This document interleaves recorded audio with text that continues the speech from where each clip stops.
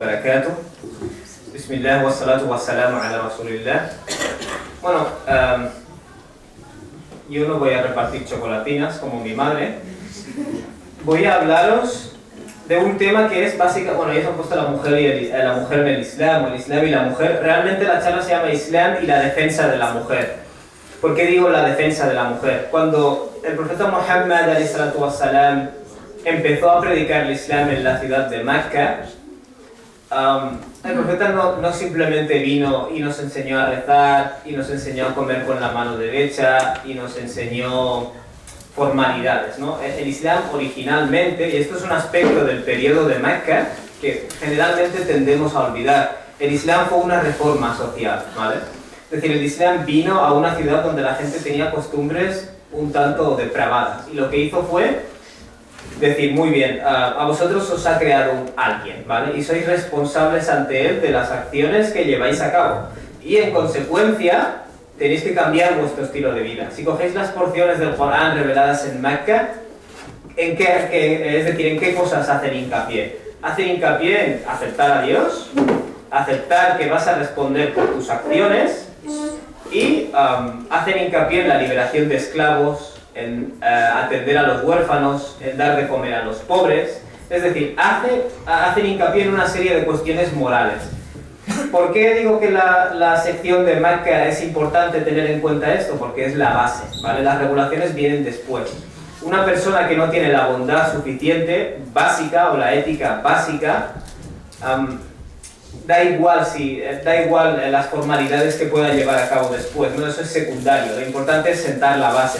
Y muchos teólogos musulmanes asumen, claro, en Mecca la mayoría de la gente no era musulmana, pero aún así Dios les reprocha la corrupción política, por ejemplo. Muchos de estos suras cortos que hablan de la gente que no da de comer al huérfano, que empuja al huérfano, en muchos casos van dirigidas directamente a la clase alta de la ciudad de Mecca. Es algo que nosotros no sabemos. Nosotros rezamos y decimos, ¿has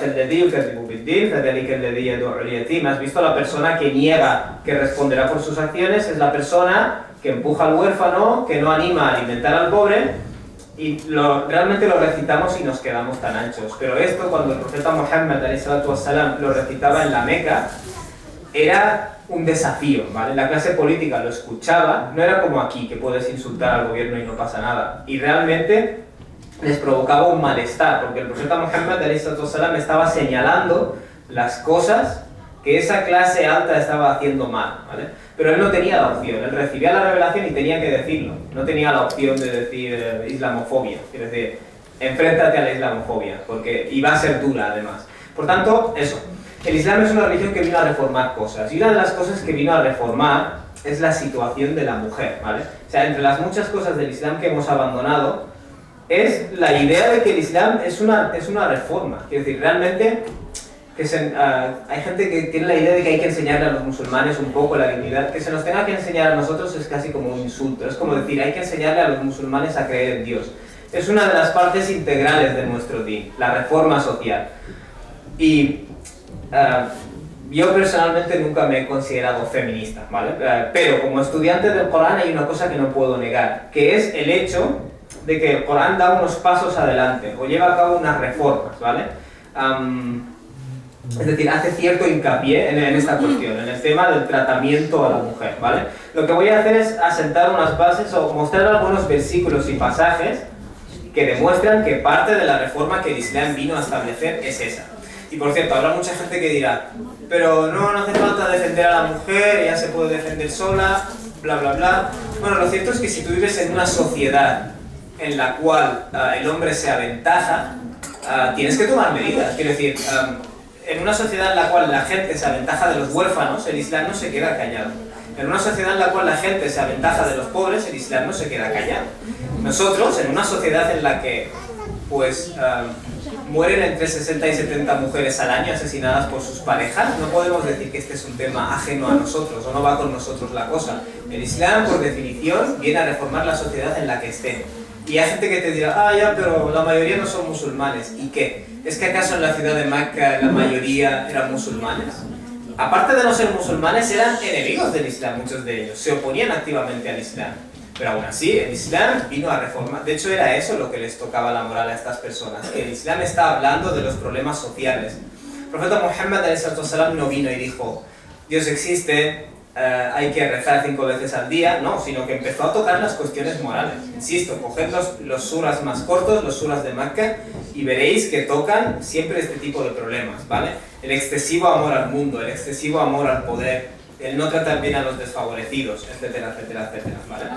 Entre uno de esos pasajes del Corán, esos versículos, está el famoso Inna al-muslimina o al-muslimat. Ciertamente los hombres que se someten a Dios, o los hombres que se entregan a Dios, y las mujeres que se entregan a Dios, o al-mu'minina o al-mu'minat, y los hombres que son creyentes, es decir, que aceptan la verdad, y las mujeres, wal-qanitina wal-qanitat, los hombres que son devotos y las mujeres que son devotas, was-sadiqina was-sadiqat, los hombres que son veraces, honestos, y las mujeres que son honestas, was-sabirina was-sabirat, y los hombres que perseveran.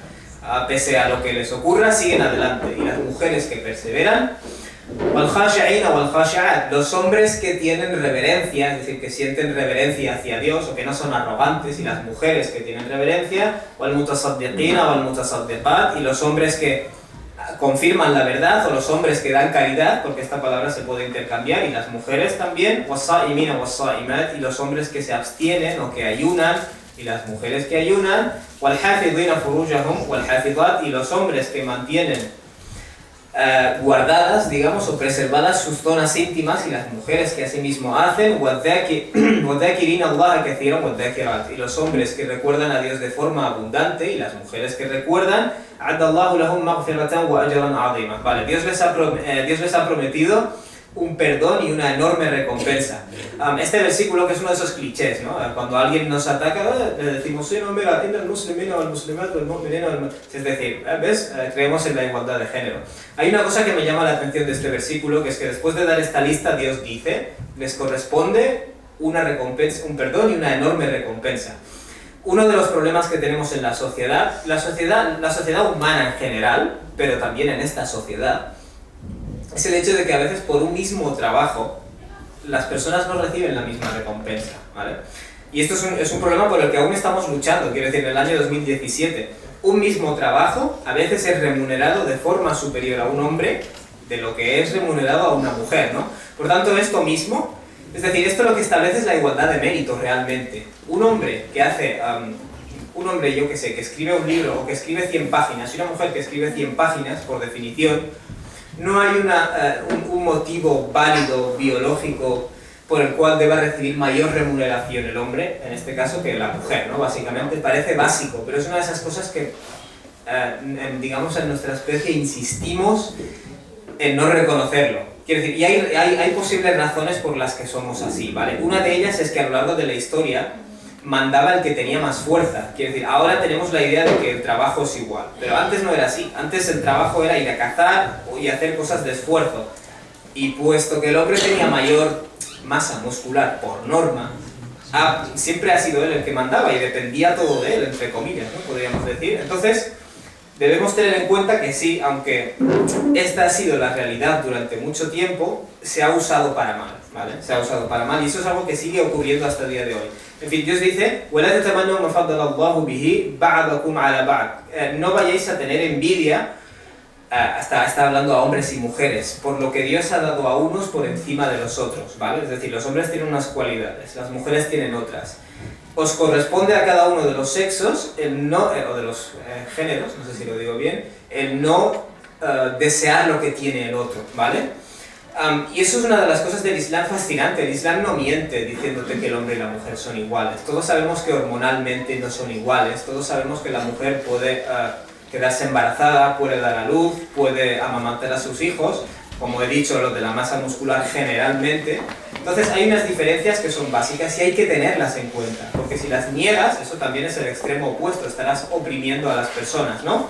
Pero lo que hay que tener en cuenta es lo siguiente. Dios dice, لِلرِّجَالِ نَصِيبٌ مِّمَّا اكْتَسَبُوا.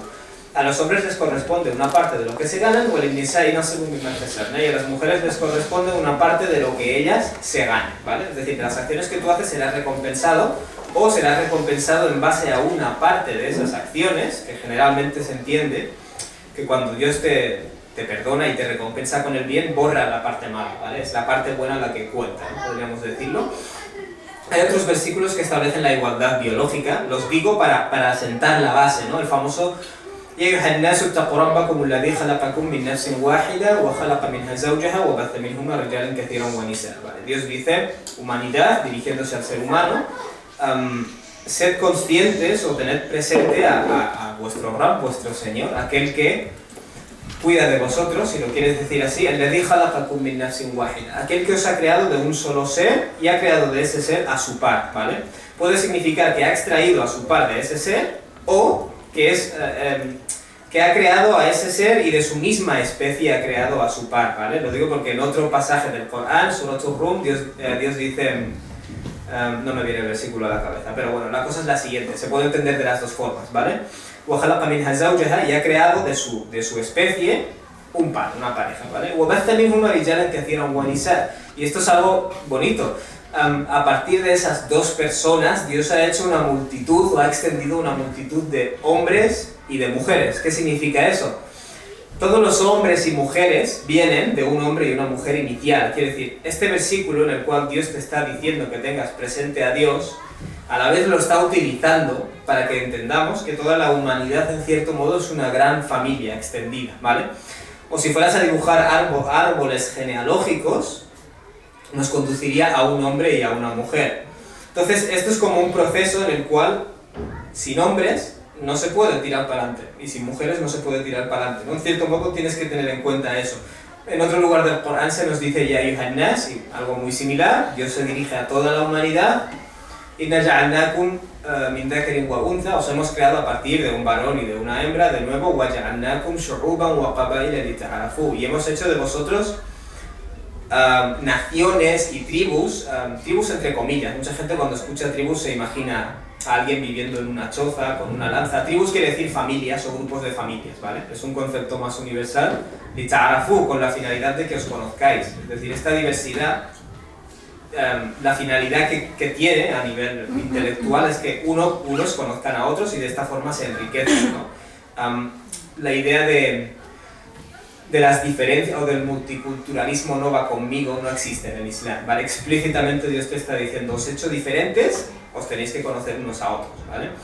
Otras curiosidades del Corán acerca de esta cuestión del género que se suelen mencionar son puras curiosidades. Es que existe un Surat An-Nisa, sura de las mujeres, pero no existe un Surat Ar-Rijal, un sura de los hombres.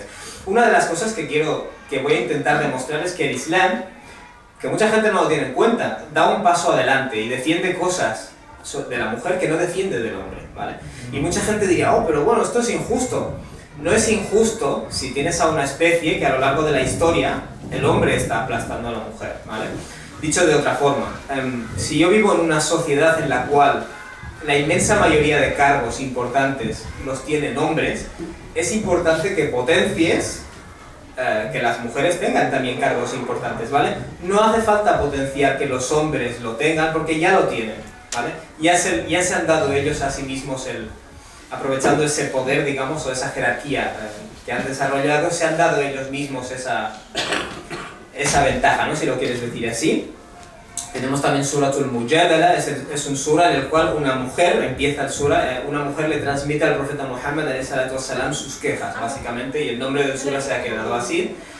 Tenemos en el Corán, por ejemplo, para la gente que no cree en el liderazgo femenino, la historia de la reina de Saba, mucha gente la conoce como Bilqis, no aparece en el Corán ese nombre, y ella es una persona que, es una mujer con mucha personalidad, no se la representa como una señorita calladita y sumisa, es decir, es una mujer con mucha personalidad y a través de ella todo su pueblo entra al Islam, ¿no? Y hay una cosa muy interesante que establece el Corán al final de Surat Al-Tahrim, si no me equivoco. Dios dice, ضرب الله مثلا للذين كفروا امرأة نوح وامرأة لوط. Dios dice, para las personas que rechazan la verdad, os doy el ejemplo de la mujer de Noé y la mujer de Lot, ¿vale? Ellas estaban bajo siervos nuestros, كانت تحت عبدين من عبادنا صالحين فخانتاهما, pero les traicionaron, فلم يغنيا عنهما من الله شيء. Y el hecho de tener esposos que eran profetas o eran buenos no les sirvió de nada a ellas. Y luego da el ejemplo contrario, ¿no? وَضَرَبَ اللَّهُ مَثَلًا لِلَّذِينَ آمَنُوا امْرَأَةَ فِرْعَوْنَ إِذْ قَالَتْ رَبِّ ابْنِ لِي عِندَكَ بَيْتًا فِي الْجَنَّةِ. Y luego da el ejemplo de la esposa de Faraón, que tenía un marido que era un tirano, pero ella por el contrario era una persona piadosa, ¿vale? Mucha gente no sabe esto. La esposa de Faraón, tal y como se plantea en el Corán, no estaba de acuerdo con las políticas y la forma de ser de su marido, y de hecho era una persona que se dirigía a Dios, ¿no? Tal y como lo presenta este lugar. Y luego nos da el ejemplo de María, ¿vale? El ejemplo de María. Por tanto, eso. Tenemos que tener en cuenta que el hombre y la mujer tienen una relación complementaria, y en muchos casos, en muchas unidades familiares, el hombre es mejor, y en otros casos la mujer es mejor, ¿vale? Quiere decir, Dios nos da Surat al-Tahrim, ya muchas lecciones de este tipo a nivel familiar, ¿vale? No hay nada por defecto que haga que el hombre vaya a tener un mejor liderazgo o la mujer lo vaya a tener, ¿vale? Entonces, entre esas reformas, podríamos decirlo así, que el Islam estableció en relación a la mujer, una de ellas es, por ejemplo, que parece ser que se da preferencia a la madre que al padre, ¿vale? Estoy diciendo que el Islam en algunas cosas hace mayor hincapié, o da mayor ventaja, podríamos decir, a la mujer sobre el hombre, no porque el Islam no sea igualitario, sino simplemente porque son terrenos en los que el hombre se ha puesto él por delante, ¿vale? Es como cuando hay naciones que se consideran el pueblo elegido de Dios. ¿Qué hace Dios en el Corán? Les pone en su sitio, un poco. Es equilibrar la situación, ¿vale? Por ejemplo, tenemos el famoso incidente de Sahih Bukhari, en el que una persona se dirigió al profeta y le dijo: ¿quién merece mi mejor trato? Si lo quieres decir así. El profeta Muhammad le dijo: tu madre, ¿vale? Luego esta persona le dijo: ¿y después de mi madre? Y el profeta le respondió: tu madre, ¿vale? Es gracioso que la persona le dice: después de mi madre, tu madre, ¿vale? Y después de mi madre, otra vez, tu madre. Y después, mi padre. Esto es otro de esos hadices cliché que suenan muy bien, pero raras veces nos paramos a reflexionar al respecto. ¿Qué es lo que está diciendo? El mérito que tiene tu madre realmente, en cierto modo, está por encima que el que tiene tu padre. ¿Y por qué? Se supone que hay igualdad, ¿no? Realmente no hay igualdad en esto. Y el Corán toca este tema. Dios dice: وَوَصَّيْنَا الْإِنسَانَ بِوَالِدَيْهِ إِحْسَانًا. Hemos legado al ser humano que actúe de forma excelente y de forma bella de cara a sus padres, a sus dos padres. Y luego dice: حَمَلَتْهُ أُمُّهُ كُرْهًا. Su madre lo cargó en el embarazo con mucho pesar, ¿no? Con dificultad. Claro, está hablando de los dos padres. Dios te está diciendo: se le ha encomendado al hombre, es decir, se le ha encomendado al ser humano que trate de buenas formas a sus padres. ¿Por qué? Porque su madre lo mantuvo con dificultades a lo largo del embarazo. Quiero decir, llama la atención que está hablando de los dos padres y hace este inciso, ¿vale? Pero luego hay otro extra, que es el parto, dice Dios, y le dio a luz con pesar. Claro, los pesares del embarazo no los vive el hombre como los vive la mujer. Los pesares del parto no los vive el hombre como los vive la mujer. Y luego añade el extra de la lactancia, de tener que aguantar a ese bebé que no se quiere separar de ti, ¿no? El cargar con él y el amamantarle todo junto dura 30 meses, ¿vale? Es decir, está hablando del deber de tratar bien a los padres y como justificación que te da las cargas o las penas que ha tenido que soportar la madre, ¿vale? Por tanto, claramente no hay igualdad de condiciones. Otra de las reformas del Islam, e insisto, estos no son problemas de la Arabia hace 1400 años, son problemas universales, porque prácticamente en toda sociedad humana el hombre se aventaja, ¿vale? Y quien venga y te diga: pero eso no es así ahora en Europa, eso es una mentira. Quiero decir, y hay que ser tonto para no darse cuenta, ¿no? Luego intentaré dar ejemplos de cómo nuestra sociedad sigue necesitando esa reforma. Pero bueno, una de esas cosas, de esas cuestiones de la, podríamos decir, del jahiliya, de la época de la ignorancia. La ignorancia realmente no es una época, es una condición. Muchísimas personas están en la condición de ignorancia, ¿vale? Porque todavía no han subido a ese peldaño, ¿no? de nivel humano al que el Islam te quiere llevar. Dios describe a muchas personas cómo se comportaban en la Arabia antes de la llegada del Islam, e insisto en que desafortunadamente esto es aplicable a muchas personas hoy, y siento decirlo, a muchos musulmanes y a muchas comunidades musulmanas. Dios dice: وَإِذَا بُشِّرَ أَحَدُهُمْ بِالْأُنْثَى. Cuando se coge a una de estas personas y se le da la buena noticia de que ha tenido una niña, pensad que en esa época no había ecografías, ¿vale? Era el día en el que nacía el bebé, en el que se sabía si era niño o si era niña, ¿vale? cuando se le da a alguien la buena noticia de una niña, se oscurece su rostro. ¿Qué quiere decir eso? La persona no dice nada, no dice otra vez una niña, pero en su cara se refleja el pesar, ¿no? Es decir, otra vez me ha tocado una niña, o me ha tocado una niña. ¿Por qué antiguamente se daba preferencia a los niños sobre las niñas? Bueno, generalmente se veía al hijo como una riqueza, ¿vale? Se veía a la mujer como un gasto, por razones en las que no vamos a entrar, ¿no? Pero quiero decir, más o menos era la condición. Por tanto, cuando tú tienes el mundo en el que la gente da preferencia a tener un hijo varón sobre una hija hembra, ¿qué hace Dios? Entra y defiende a la niña. No vemos pasajes del Corán defendiendo al niño varón. ¿Por qué? Porque el niño varón ya está defendido, ¿vale? Es necesario dar un paso y defender a aquel que no está siendo defendido, ¿vale? Y esto es una cosa tan universal que ha quedado registrada en el Corán. No es algo de la Arabia preislámica, insisto, es condición humana. Forma parte de nuestra condición que el hombre se quiere aventajar, es que está hecho así. Se oscurece su rostro, dice Dios, y intenta reprimirse, es decir, intenta aguantarse la rabia o la ira o la frustración de que ha tenido una niña. Y luego Dios dice, esa persona evita a la gente, es decir, se aparta de las personas, evita a la gente por la mala noticia que se le acaba de dar, ¿no? En cierto modo. Luego esta persona se plantea, ¿se va a quedar con la niña pese al pesar o al desprecio que tiene? ¿O la va a enterrar bajo tierra?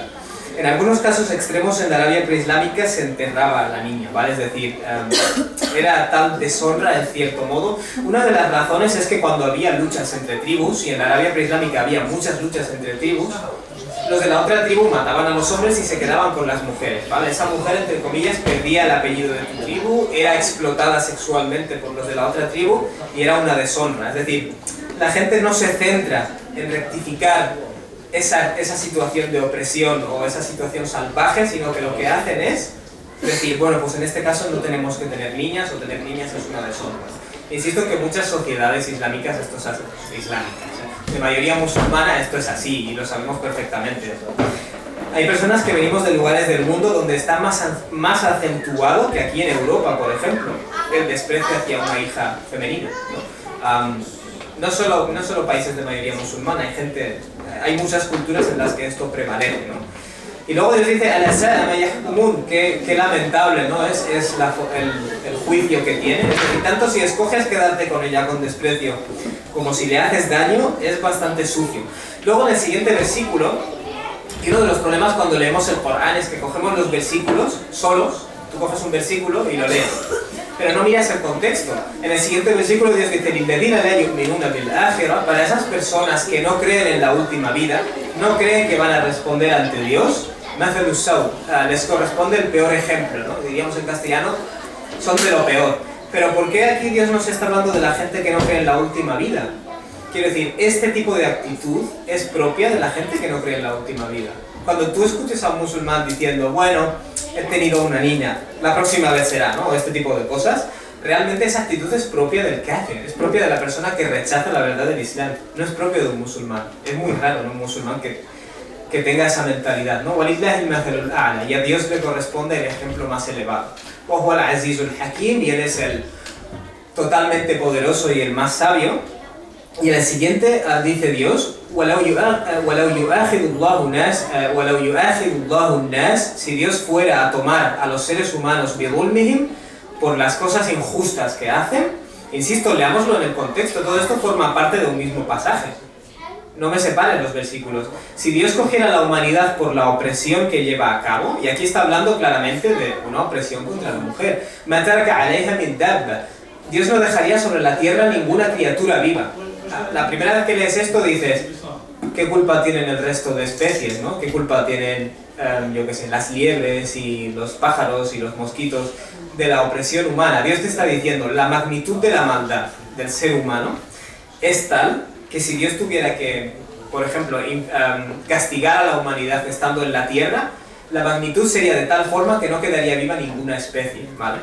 Y esto lo está, es decir, ninguna criatura viviente, y esto lo está diciendo en un contexto muy específico, que está hablando de esta creencia preislámica o de esta actitud preislámica de desprecio ante el nacimiento de una hija. Es decir, no vemos una defensa tan radical o tan acentuada cuando nace un niño. ¿Por qué? Porque en la sociedad ya se le defiende, ¿vale? Entonces los musulmanes, el Islam, cuando se está oprimiendo a alguien, tenemos que dar un paso adelante y defenderlo, ¿vale? Forma parte del din. Insisto en que las cosas reveladas en Mecca fueron reveladas a no musulmanes. Dios se dirige a alguien que no es musulmán y le dice, esto que estás haciendo es sucio, ¿vale? Y el musulmán tiene que tener en cuenta esto. Esto es propio del mushrik, es propio de la persona que no cree en Dios, ¿vale? وَلَكِنْ يُؤَخِّرُهُمْ إِلَى أَجَلٍ مُسَمًّى. Pero no obstante, Dios les pospone el juicio, digamos, hasta una hora predeterminada. Es decir, la gente que es así, Dios ya les ha puesto una hora para la cual les va a juzgar. Cuando tú investigas lo que el profeta Muhammad dice acerca de estas cosas, te encuentras que hay un montón de hadices. Creo que es uno de los temas sobre los cuales hay más hadices, en los cuales el profeta Muhammad dice cosas como: quien tenga 2 hijas o quien tenga 3 hijas y las cuide y las defienda hasta que alcancen la pubertad, tiene el paraíso garantizado, ¿vale? Insisto, ¿encuentras hadices donde el profeta Muhammad ﷺ dice: quien tenga 2 hijos varones y 3 hijos varones, le garantizo el paraíso? No. ¿Por qué? Porque los hijos varones y la gente ya los defiende, ¿vale? Hay que dar un paso adelante y defender aquella cosa que no está siendo defendida. Uno de esos hadices, bueno, hay muchísimos, ¿vale? Yo he cogido aquí un par de Abu Sa'id al-Khudri. Este te lo encuentras en Sunan al-Tirmidhi. Hay un montón de hadices, ¿vale? Man kana lahu thalathatu banat, quien tenga 3 hijas, o thalathatu akhawat, o 3 hermanas, o ibnatani, o ukhtani, o tenga 2 hijas o 2 hermanas, fa ahsana suhbatahunna, y las trate de la buena forma, o esté junto a ellas de la buena forma. Es decir, si tú no es un derecho, ¿vale? Tal y como se plantea en este hadith, si tú no tratas bien a tu hija por la condición de ser mujer, o le dices cosas como nadie se va a querer casar contigo, o le dices cosas como eres una deshonra, eso es un derecho que esta persona al día del juicio te va a reclamar, ¿vale? Se presenta como que es un derecho de estas personas, وَاتَّقَ اللَّهَ فِيهِنَّ فَلَهُ الْجَنَّةِ, y es consciente de Dios en lo que se refiere a ellas, a cuidar de ellas y a tratarlas bien. A esa persona le corresponde el paraíso, ¿vale? Los hadices que te dicen, si haces tal cosa, te corresponde el paraíso, obviamente se entiende que si tú eres un asesino en serie y tratas bien a tus hijas, no te corresponde el paraíso, ¿vale?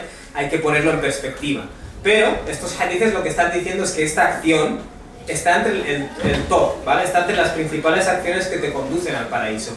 En otro de esos hadices que encontramos en el Adab al-Mufrad, es una colección de hadices sobre ética del Imam al-Bukhari: Man ala jariyataini hatta tudrika, a quien cuide de 2 niñas hasta que alcancen la pubertad. De nuevo, no te vas a encontrar un hadith que te dice quien cuide de 2 niños hasta que alcancen la pubertad. ¿Por qué? Porque nadie considera una pérdida de tiempo criar niños, ¿vale? Pero desafortunadamente hay gente que sí lo considera. Luego el profeta Muhammad dijo: Dahaltu ana wa huwa fil janna kahatayn. Vamos a entrar, esa persona y yo, vamos a entrar al paraíso como estos 2. Y señaló sus 2 dedos de esta forma, ¿vale? Eso es una forma de acentuarlo mucho. Vamos a parar para la oración y si Dios quiere seguiremos justo después de la oración, ¿vale? Subhanakallahumma wa bihamdika, ashhadu an la ilaha illa anta, astaghfiruka wa atubu ilayk.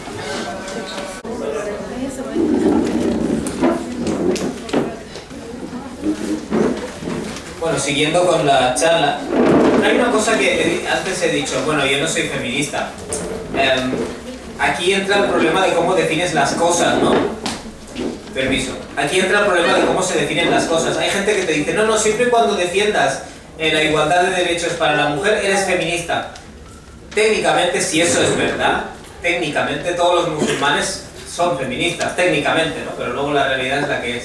En resumen, entre las reformas del Islam, la prohibición de violar la dignidad de la mujer, ¿vale? Insisto, esta es una de esas cosas que no hay un paralelo para el hombre.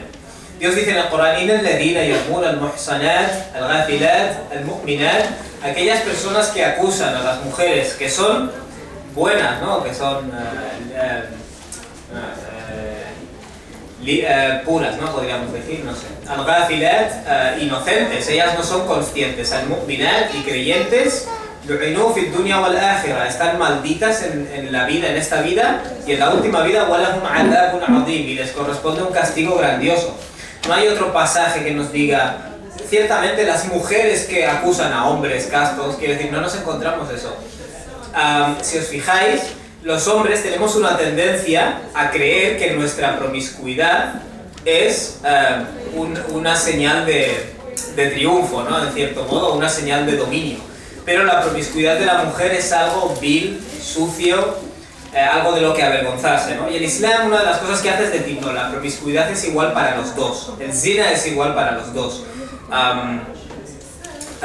De lo cual debo decir una cosa, muchos musulmanes, y no musulmanes, ¿no? Pero me preocupo más en el caso de musulmanes, tienen una doble vara de medir, realmente. Parece que es más grave la promiscuidad cuando viene de una mujer. Realmente yo creo que cuando trepábamos árboles eso debía tener sentido, ¿vale?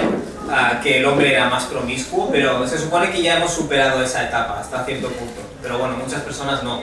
El hecho de cobrar la dote, esta dote que tú cuando eres un hombre musulmán y se casa, pagas, realmente, anteriormente, antes del Islam, la norma era heredar a las mujeres en cierto modo, ¿no? La mujer es una mercancía, ¿no?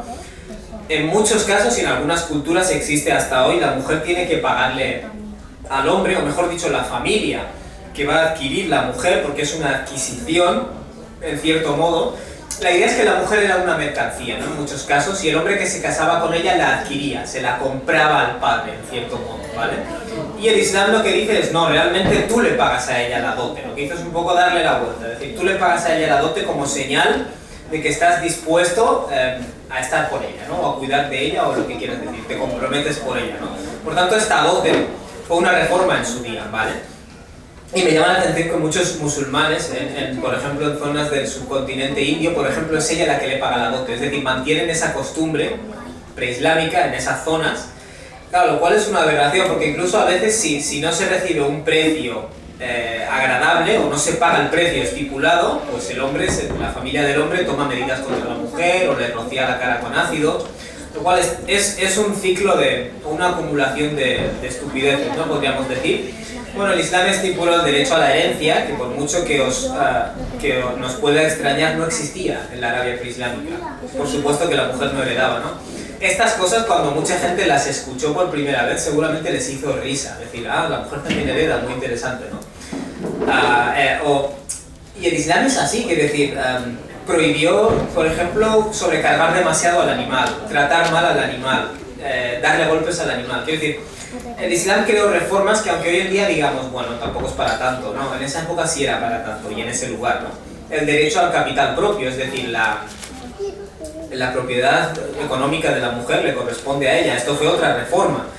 Estoy listando esto para que entendamos que el Islam vino a una sociedad y hizo cambios, ¿vale? Hizo cambios en relación a la mujer, igual que hizo cambios en relación a otros temas. Eso es parte de nuestro din que hemos abandonado completamente. El tratar de reformar las cosas que están yendo mal en la sociedad, una de ellas el tema de la mujer, ¿no? De hecho, el derecho al capital propio da un paso más y se convierte en el derecho a disponer del capital del marido, si el marido es la fuente de ingresos y no te da lo que necesitas, ¿vale? Es decir, si tú como mujer tienes un marido y ese marido no provee de ti de la forma apropiada, como mujer tienes derecho a meter la mano en su cuenta y coger lo que necesites, ¿vale? Y eso es cierto. Hay un incidente en el cual Hind, la mujer de Abu Sufyan, fue al profeta Muhammad ﷺ y le dijo: Abu Sufyan es rácano, es tacaño, y no gasta dinero en mí ni en los niños, ¿no? O ni en nuestro hijo. El profeta Muhammad le respondió ﷺ: Judí min malihi bil ma'ruf, coge de su riqueza lo que sea razonable o reconocido dentro de esta sociedad, de lo que en esta sociedad la gente necesita, ¿no? O se entiende que la persona necesita. No sé si el significado de la palabra ma'ruf, ma yakfiki o yakfi banik, lo que sea suficiente para ti y suficiente para tu hijo, ¿vale?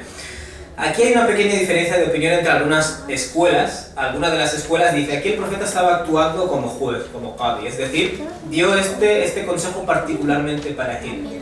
Pero hay otros eruditos que dicen, no, aquí estaba actuando como mufti, lo que hizo fue dar un veredicto, una opinión general, siempre y cuando el marido no quiera darle el capital que necesite a la mujer o el patrimonio o el dinero que necesite, ella tiene derecho, dentro de lo que en esa sociedad se considera normal, ella tiene el derecho a cogerlo.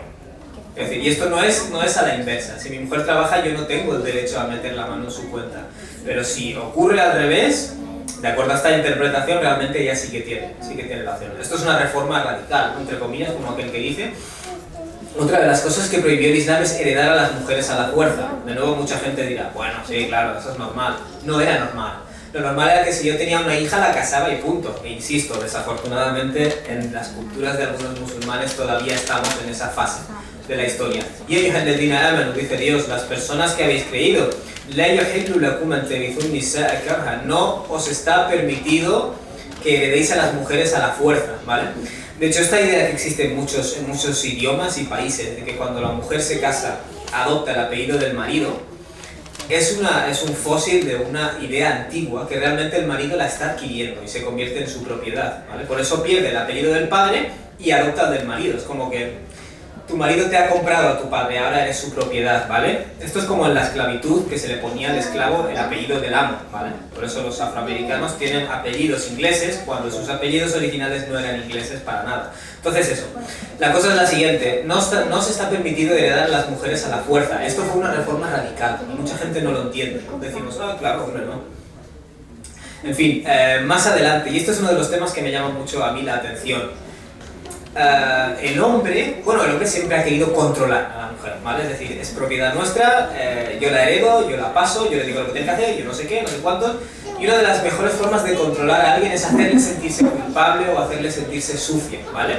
Entonces, la mujer tiene unos procesos fisiológicos que el hombre no tiene, como por ejemplo, la menstruación, ¿vale? Y esa menstruación, el Islam lo que hace en cierto modo es normalizarla, ¿vale? Antes del Islam, y esto mucha gente no lo entiende, especialmente en religiones, incluso en alguna que otra religión bíblica, ¿no? Pre-islámica, existe la idea de que la mujer menstruante es impura. Esto está registrado en la Biblia hasta hoy, ¿vale? En el Antiguo Testamento. Esa mujer lo que toca se convierte en impuro, si se sienta en un sitio ese lugar es impuro, etcétera, etcétera, ¿vale? Dios dice, te preguntan acerca de la menstruación. Diles, es algo doloroso,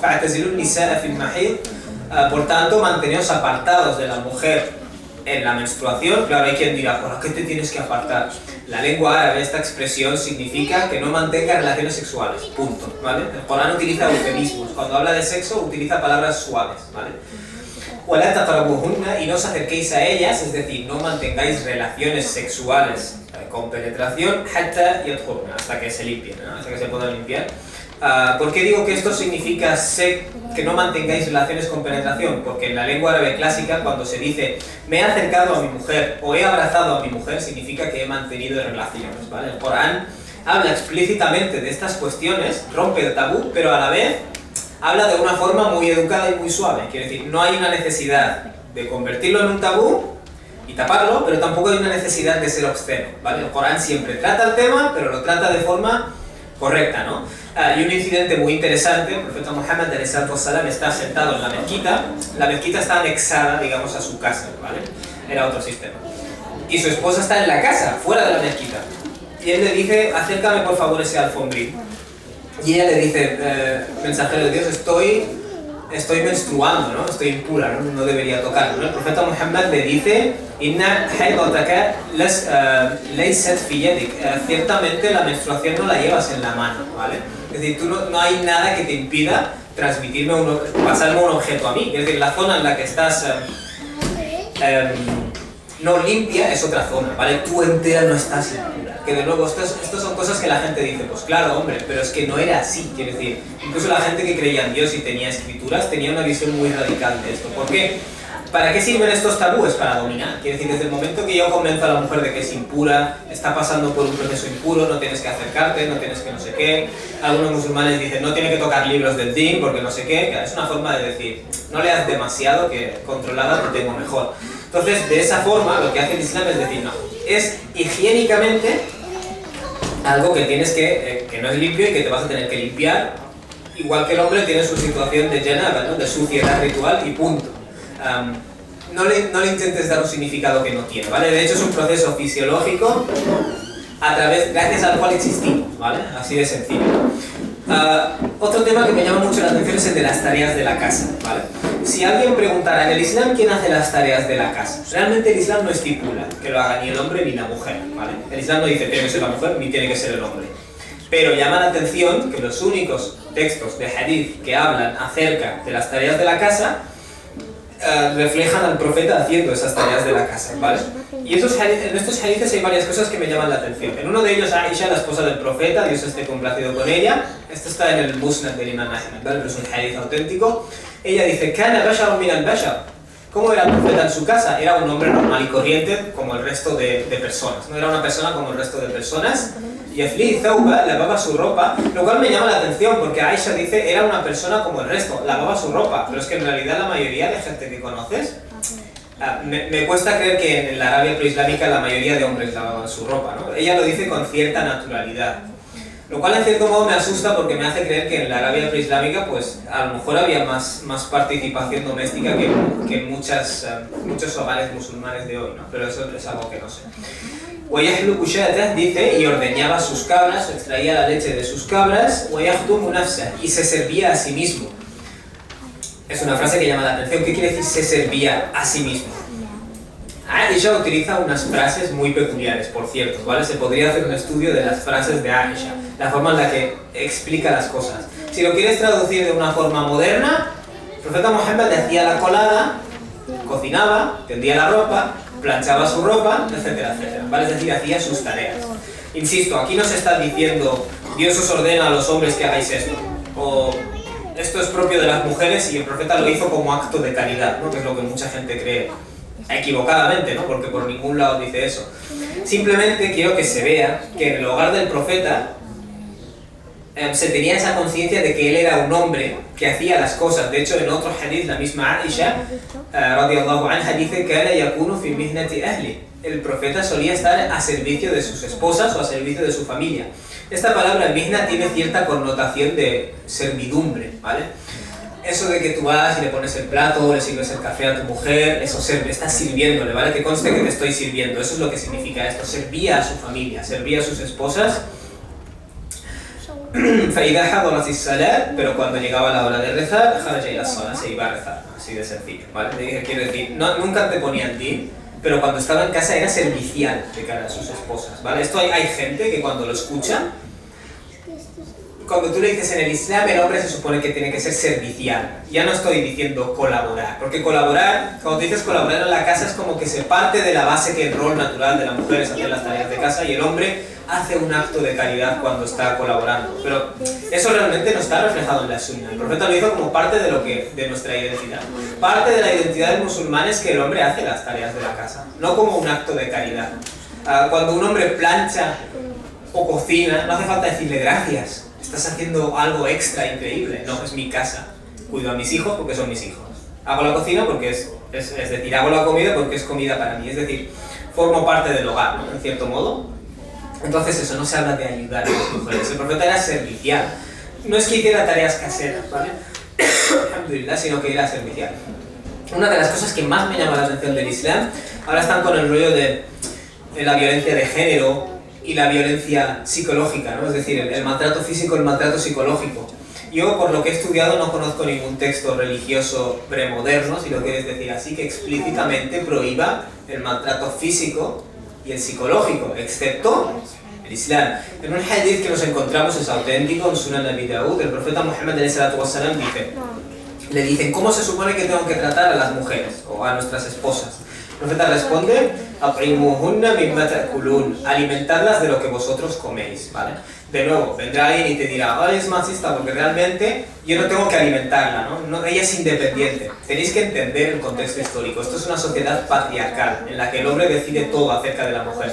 Y el profeta Muhammad le está diciendo a los hombres, lo mismo que tú comes, lo tiene que comer ella, ¿vale? O sea, tienes que entender el vocabulario que se usa en el contexto histórico que se está usando.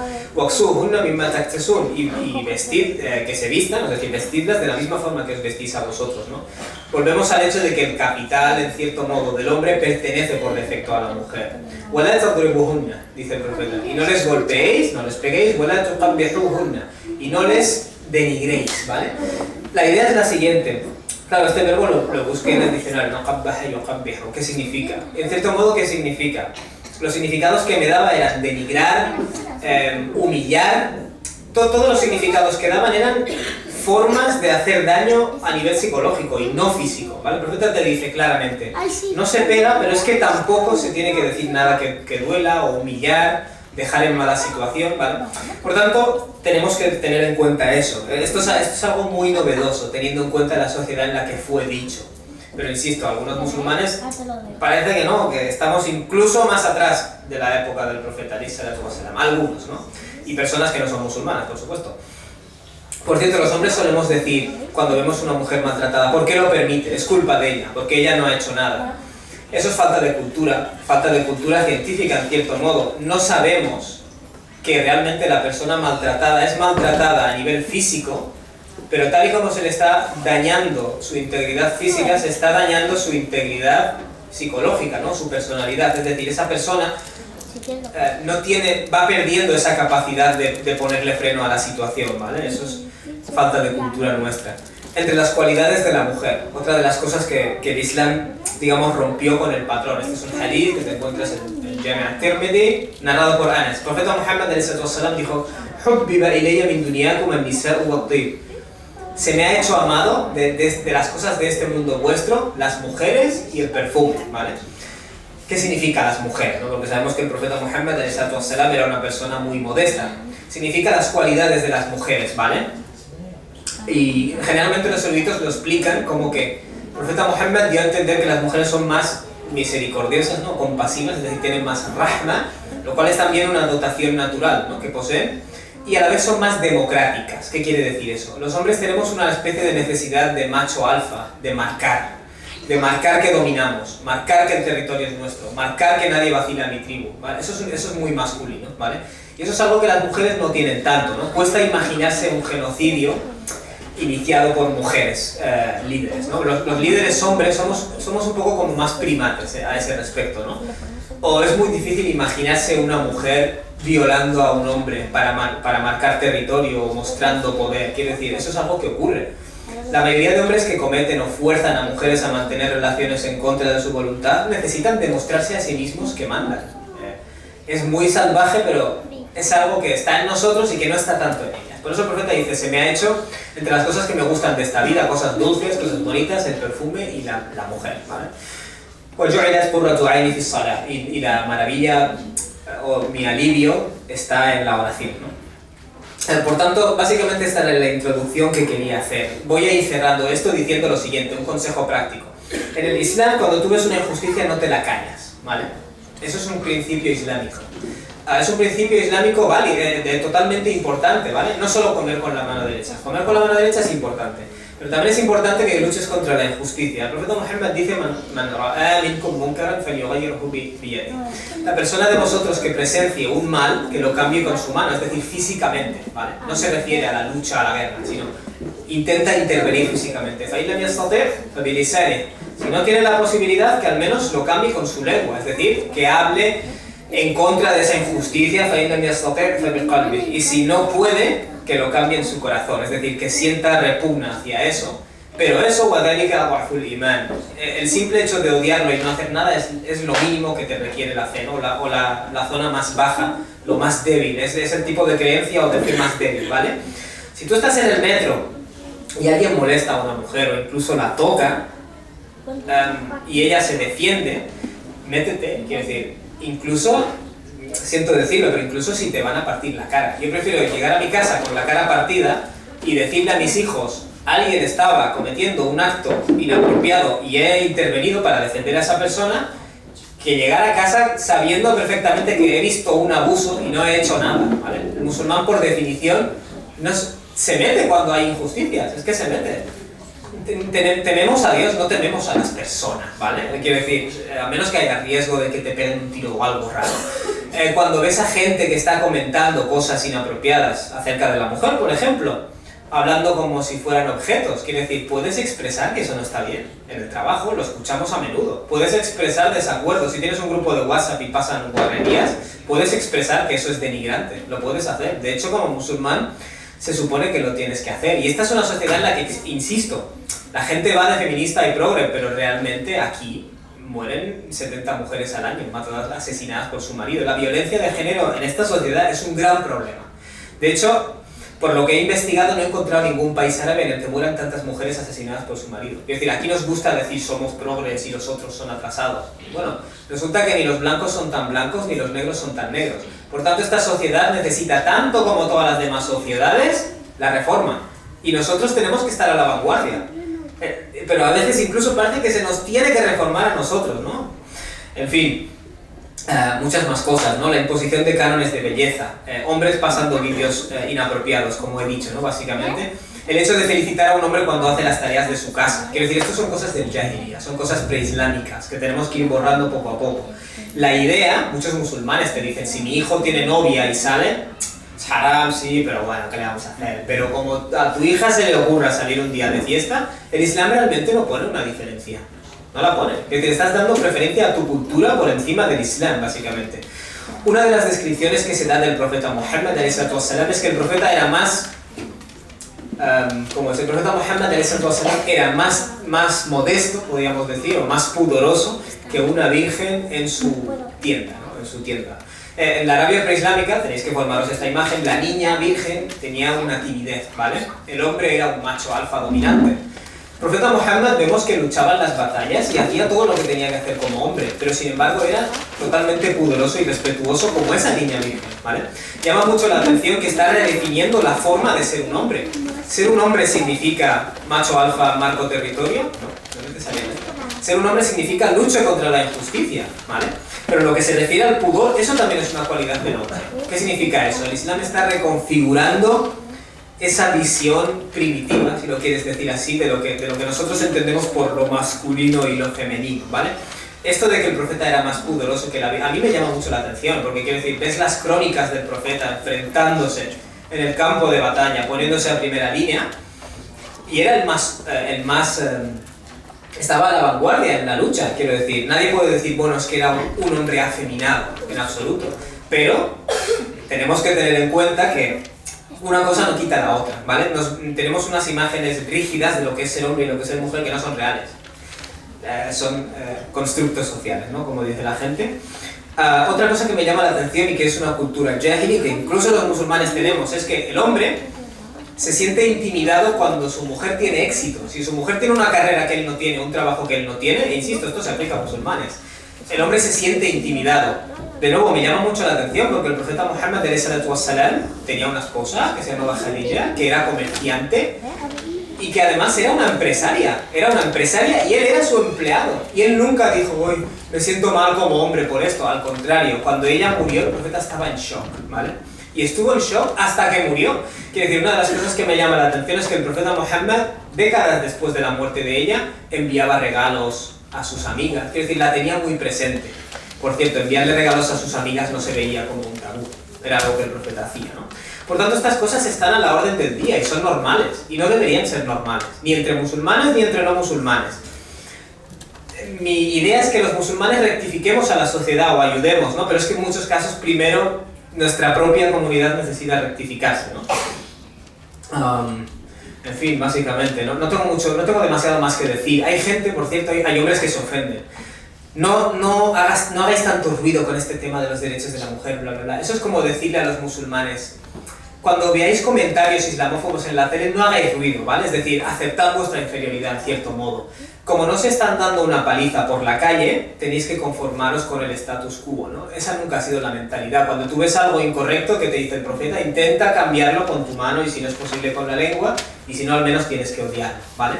O es como decirle a un afroamericano, no la líes tanto con este tema de la discriminación a los negros, ¿vale? Es decir, en cierto modo le estás diciendo al oprimido, podría ser peor, venga, confórmate, ¿no? Y no quiero que esto suene emocional de ninguna manera. El profeta Muhammad dijo, dijo, no te enfades, ¿vale? Es decir, controla tu ira, pero a la vez hay un montón de hadices en los cuales el profeta Muhammad se enfadó, es decir, se reflejó la ira en su rostro, algunos hadices te dicen, se le enrojeció el rostro. Y la mayoría de esos hadices, si los pones en lista, ¿qué es lo que había pasado para que el profeta se irritara? Una injusticia. Una injusticia contra alguien débil, o alguien que estaba siendo oprimido, o alguien que estaba siendo atacado. Por tanto, la idea es que tenemos que tomar conciencia, y esta charla para mí realmente va dirigida a los hombres. Quiero decir, tenemos que tomar conciencia de que mi madre es una mujer, mi esposa es una mujer, mis tías son mujeres, mis primas son mujeres. Y nosotros somos cómplices de un mundo en el cual se les está oprimiendo. Y como personas decentes eso es inaceptable, pero como musulmanes es el doble de inaceptable, ¿vale? El profeta Muhammad ﷺ empezó a predicar el Islam. Y como hemos dicho, en la fase inicial era llamar a Dios, invitar a Dios y hacer reforma. Y cuando en la ciudad de Mecca no fue bien aceptado eso, se fue a la ciudad de Taif. Y en la ciudad de Taif le echaron a pedradas. Quiere decir, el profeta y sus seguidores sufrieron por causas justas. Y nosotros no hacemos nada. Simplemente nos conformamos con el estado en el que las cosas están. Y me parece lamentable que en una sociedad en la cual hay tanto machismo, e insisto, nuestra sociedad es machista, por mucho que te vendan la moto. Quiero decir, la discriminación, hay menos mujeres en cargos políticos, hay menos mujeres en puestos de ciencia y tecnología, hay menos mujeres en todo, pese a que la población mayoritaria son las mujeres. La idea vale, yo entiendo que cuando teníamos que ir a cazar era el hombre el que lo hacía, porque él tiene mayor masa muscular, lo entiendo, pero en un mundo en el cual son las aptitudes intelectuales, no lo entiendo, porque sigue siendo siempre el papel del hombre estar por encima. ¿Es que acaso el hombre es más intelectual, por definición?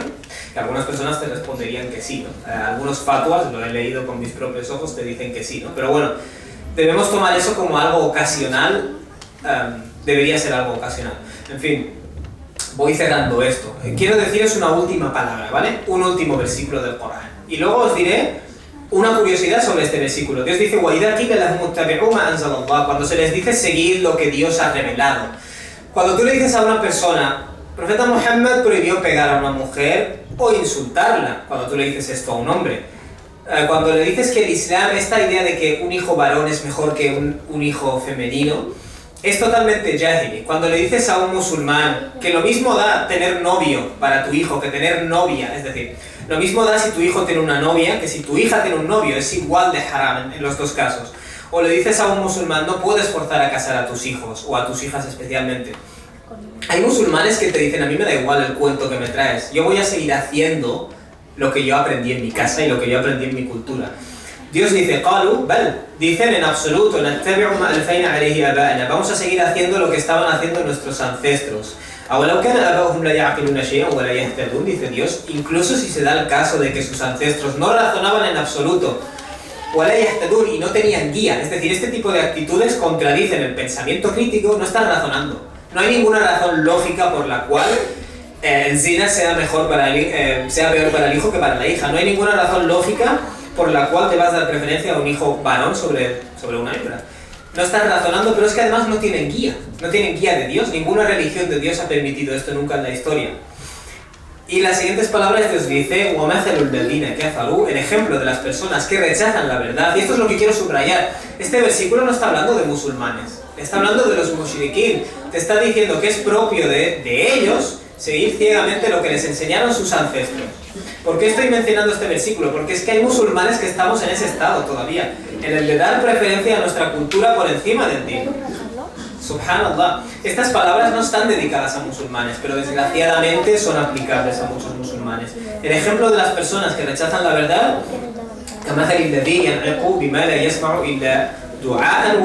es como el ejemplo del animal de rebaño que cuando le das un mensaje, él solo escucha un grito. Quiero decir, él no razona, escucha gritos y sigue al ruido, ¿vale? Básicamente, ese es el ejemplo que Dios da de la gente que sigue ciegamente lo que le instruyeron en su cultura. Son ciegos, sordos, mudos. No son literalmente ciegos, sordos y mudos. Ellos ven, oyen y pueden hablar. Pero Dios dice, pero no razonan, ¿no? De modo que no razonan. Es decir, tú tienes unas facultades, pero no las estás usando de forma apropiada, de forma controlada, de forma racional. Por tanto, es como si fueras ciego, sordo y mudo cuando decides poner tu cultura por encima del din, ¿no? Esto es un mensaje que, lo siento mucho, los musulmanes tenemos que tomar nota, porque es que en este tema, como en muchos otros, y realmente este tema de la opresión a la mujer nos hace daño a todos. Hace daño a la mujer, naturalmente, pero es que además hace daño al hombre, quiero decir, porque nos mantiene inseguros. Esta idea del ego, del macho alfa que yo tengo que defender, realmente es una inseguridad que se nos crea. Necesitamos demostrarnos que tenemos poder, ¿vale? Eso es una carencia. Yo quiero ser libre de esa esclavitud, ¿no? De esa presión encima, y naturalmente afecta a la mujer. ¿Por qué? Porque la mujer está sujeta a ese hombre inseguro. que la necesita humillar y la necesita limitar para no sentirse él intimidado, ¿vale? Por tanto, es un aspecto jahili que nos hace daño a todos y tenemos que luchar todos contra ello. No solo las mujeres, quiero decir, esta charla, insisto, va dirigida a los hombres. Vamos a ser padres, vamos a ser hermanos, vamos a ser hijos de mujeres. Yo no entiendo a los hijos, a los hombres, que maltratan a su mujer o la tratan como, yo que sé, como una sirvienta, cuando ellos tienen una madre. No lo puedo entender. Pero es que yo no entiendo al adolescente musulmán que tiene, yo que sé, 18 años, ve que en su casa las mujeres son sirvientas y lo permiten. O sea, ese hombre realmente es muy poco hombre, tío. A mí no me gustaría tener un hijo así. Lo siento mucho, es la verdad. A mí no me gustaría tener un hijo que ve como trata a su madre como un trapo y no hace nada. O sea, tienes que ser, si quieres ser hombre y ser un macho alfa, tienes que mostrar determinación ante las injusticias, ¿no? Se supone que eso forma parte de esa hombría de la que presumimos, ¿no? Básicamente. En fin, no suelo hablar de los temas de la mujer porque siempre he pensado que la mujer puede hablar ella de sus temas, ¿no? Pero en cierto modo quizás es una tontería. En primer lugar porque es importante que los hombres también traten esos temas. El profeta Muhammad, por ejemplo, dijo obedecer si se le da un cargo de autoridad a un esclavo abisinio, ¿no? A un negro. En esa época los negros en ese lugar eran esclavos, básicamente. ¿No pueden defenderse ellos? Sí, pueden defenderse, pero si hay una injusticia o una mentalidad que no procede, tú puedes hablar en contra de ella. De hecho, debes hablar en contra de ella, ¿no? ¿Vale? Luego, finalmente hay gente que te dice, vale, el Islam hizo unas reformas muy bonitas, pero hace 1400 años, ahora hacen falta otras reformas. Creo que ese argumento no es válido, porque el Islam no hizo unas reformas y dijo, bueno, tenemos que parar aquí, ¿vale? Lo que hace el Islam es establecer el patrón de reformar, siempre. En todas las sociedades el Islam ya te ha dado el ejemplo, te ha dado la vara de medir, te ha establecido el patrón de que hay que reformar siempre. Por tanto, el Islam es una religión de reforma constante. No te hizo unas reformas hace 1400 años y ahora quedarnos aquí, ¿vale? Es una tontería, quiero decir, cuando se está criticando seguir a la tradición ciegamente, eso es un principio universal que se va a quedar ahí siempre, ¿no? Básicamente. Y por último, hay mucha gente que viene y te dice, vale, todo esto que has mencionado es el lado bonito, pero es que luego hay cosas feas en el Islam sobre la mujer.